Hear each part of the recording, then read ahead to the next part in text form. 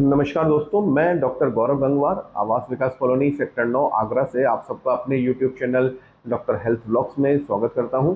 मैं चाहूँगा कि आप मेरा यूट्यूब चैनल को फॉलो करें, व सब्सक्राइब करें, व लाइक करें और अच्छा लगे तो शेयर भी करें। मेरे फेसबुक पेज को फॉलो करें। हम बहुत सारी बीमारियों के बारे में अक्सर इस चीज़ में बात करते हैं, और जो मिथ है, जो भ्रांतनाएँ हैं, जो लोगों की नॉलेज कम है या गूगल नॉलेज पे जो वर्क कर रहे हैं, जो उस चीज़ से वर्क कर रहे हैं, अपने आप ही इलाज कर रहे हैं, वो अक्सर अपनी परेशानियों में पड़ जाते हैं। इसलिए मैं चाहता हूँ कि एक टेक्निकल बीइंग डॉक्टर मैं आपको चीज़ों के बारे में गाइड करता रहूँ, और सधे हुए शब्दों में, अच्छे शब्दों में आपको बिना डराए आपको आपकी बीमारी से निजात दिला सकूँ, ये मेरा हमेशा से प्रयत्न रहता है। तो हम आज बात करेंगे गुर्दे की पथरी की। जी हाँ दोस्तों, ये गुर्दे की पथरी बहुत ही कॉमन और ऐसी बीमारी है जो कि गर्मियों में अक्सर हो जाती है। बहुत सारे बच्चों में, बुज़ुर्गों में, बड़े में, किसी में भी, किसी समय भी ये एक बहुत सीवियर मेडिकल इमरजेंसी भी बन जाती है अगर ये गुर्दे की पथरी काफ़ी बड़ी हो, अचानक दर्द हो। और ये काफ़ी बड़ी समस्या भी बन जाती है अगर इसको नज़रअंदाज किया जाए या लापरवाही में इलाज किया जाए। तो दोस्तों, गुर्दे की पथरी, सबसे पहली बात हम बात करेंगे क्या होती है। तो दोस्तों, गुर्दे की पथरी वो समस्या है कि जो पेशाब हमारा गर्मियों में, क्योंकि हम पानी कम पी पाते हैं किसी कारण से, या पसीना ज़्यादा आ जाता है, तो उससे जो हमारा यूरिन है वो काफ़ी कंसंट्रेट हो जाता है, और पेशाब के कंसंट्रेट होने से हम लोगों के जो यूरिन है वो, उसमें सेडिमेंट्स जो है वो इकट्ठे होने लगते हैं। सेडिमेंट्स चूँकि इकट्ठे होने लगते हैं तो प्रेसिपिटेशन होते हुए वो एक छोटी-छोटी पथरी का निर्माण गुर्दे के अंदर ही होने लगता है। अगर इस तरह की कोई पथरी का निर्माण अगर गुर्दे के अंदर हो रहा है, और तो ये गुर्दे के अंदर अगर डिपॉजिशंस बन जाए तो ये गुर्दे की पथरी कहलाते हैं। बाय द वे, ये निर्माण पथरी का या वहाँ से टूट के या अपने आप ही ये निर्माण पेशाब की नली में होने लगा है तो ये यूरेटर स्टोन या पेशाब की नली की पथरी कहलाई जाती है, गुर्दे की नली की पथरी कहलाई जाती है। कभी कभी ये सारे स्टोन्स इकट्ठे हो जाते हैं और पेशाब की थैली में नीचे आके इकट्ठे हो जाते हैं, वहाँ परेशानियाँ क्रिएट करते हैं, तो ये ब्लैडर स्टोन्स या पेशाब की थैली की पथरी कहलाते हैं। तो ये तीनों तरह की हैं, लेकिन होते ये गुर्दे की से ही बनते, निर्माण वहीं से हुआ है, तो यही चीज़ है।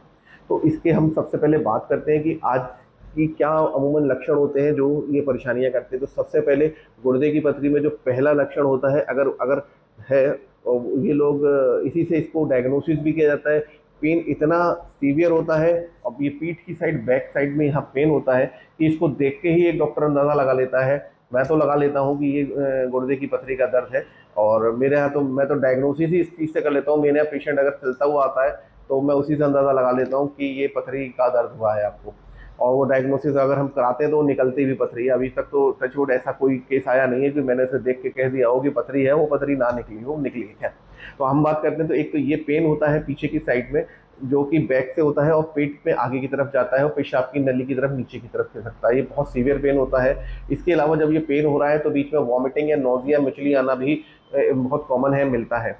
ये पेन इतना सीवियर होता है कि पसीना आ जाता है, हाथ पैर ठंडे पड़ने लगते हैं, बेहोशी सी भी रहती है, इतना सीवियर पेन होता है। ये मेडिकल इमरजेंसी की तरह होता है। और इसके अलावा जो सिम्टम्स मिलते हैं वो होता है बार बार पेशाब आना या पेशाब लगना, लेकिन पेशाब आ नहीं पाना।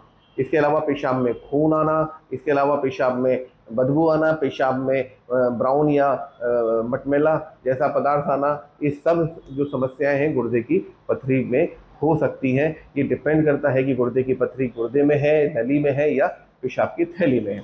तो हम मोटे मोटे तौर पे देखते हैं कि किस कारणों से ये पथरी है, किस तरीके से पथरी बनती है, कौन सी पथरी होती है। तो देखिए दोस्तों, सबसे कॉमन होती है कैल्शियम ऑक्सलेट की पथरी, क्योंकि जिन चीज़ों में ऑक्सलेट सबसे ज़्यादा होता है, लोग वो खाते हैं तो उसमें ऑक्सलेट की मात्रा ज़्यादा होती है, तो कैल्शियम ऑक्सलेट स्टोन सबसे कॉमन होते हैं। तो कैल्शियम ऑक्सलेट स्टोन्स हो गए पहले तो। बहुत से जो लोग नॉन वेजिटेरियन हैं, प्रोटीन ज़्यादा खाते हैं, तो उनमें यूरिक एसिड स्टोन्स भी बन जाते हैं।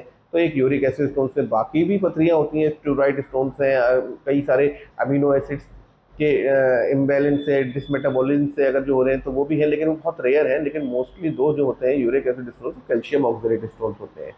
अब हम बात करेंगे कि अगर ये पथरी का दर्द उठा है तो हमें क्या जांचें कॉमनली करानी चाहिए।